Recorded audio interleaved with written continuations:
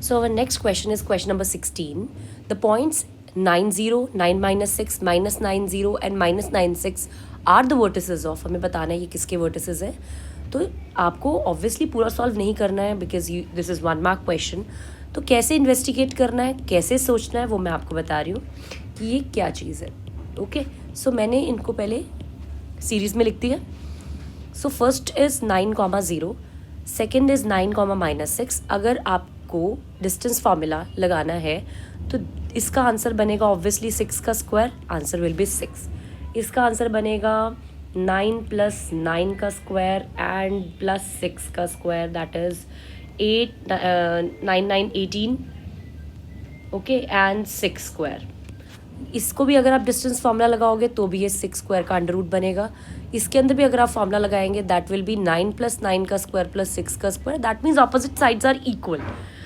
तो it can be a rectangle और it can be a parallelogram.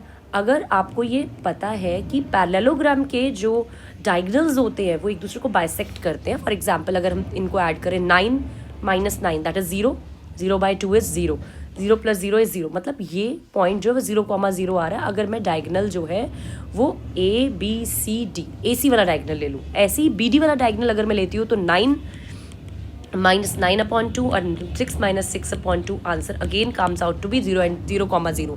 That means diagonals जो है वो बाइसेक्ट कर रहे हैं और ऑपोजिट साइड्स इक्वल है. तो it will be a parallelogram.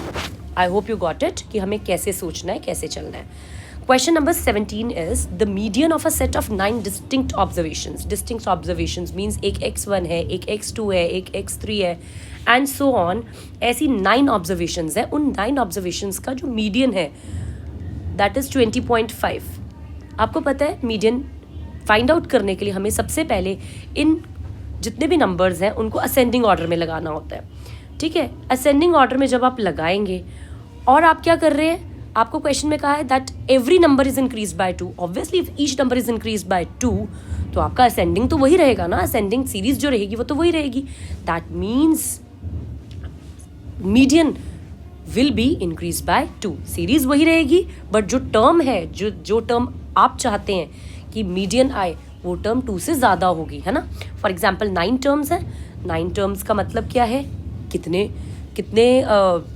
medians होंगे. 1 median will be there, n + 1 divided by 2 that is 9 + 1 divided by 2 that is 10 divided by 2 that is 5th term.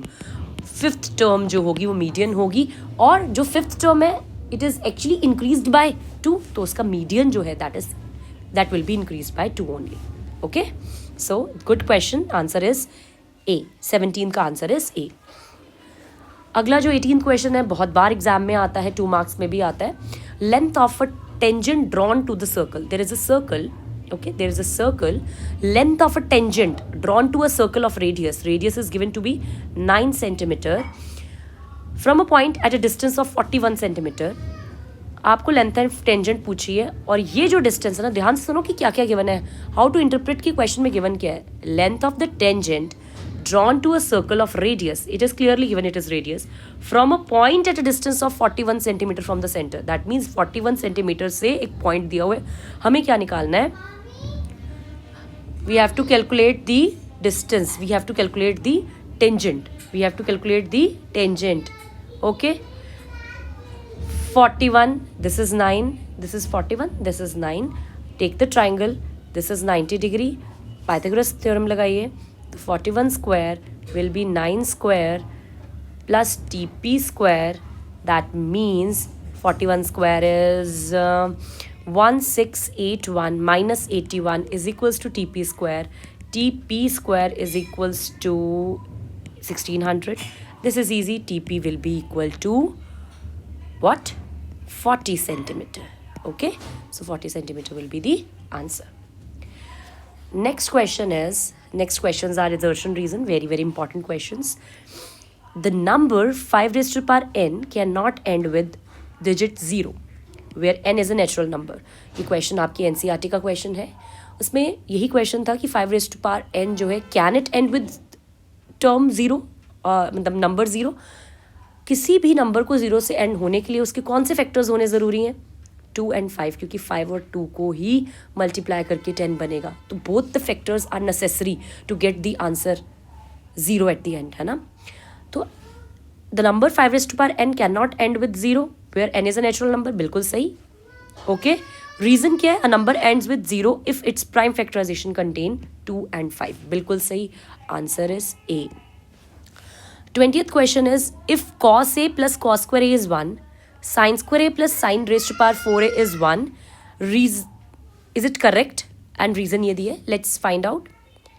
Cos A plus cos square A is 1. Cos A is 1 minus cos square A. Cos A is sin square A. Okay? So हम इसी को हम दूसरी question में put करके देखते हैं. sin square A plus sin 4A में. साइन स्क्वायर ए को मैं लिख सकती हूँ कॉस से, एंड इसको हम लिख सकते हैं साइन स्क्वायर ए का ए square. Cos A plus sign square A का स्क्वायर क्या है? ऑब्वियसली अभी हम राइट साइड नहीं लेते वैसे. साइन स्क्वायर ए का square that is cos square A. ये पूरी की पूरी टर्म वही तो क्वेश्चन था जो पहले बन गया. Yes, first assertion is correct.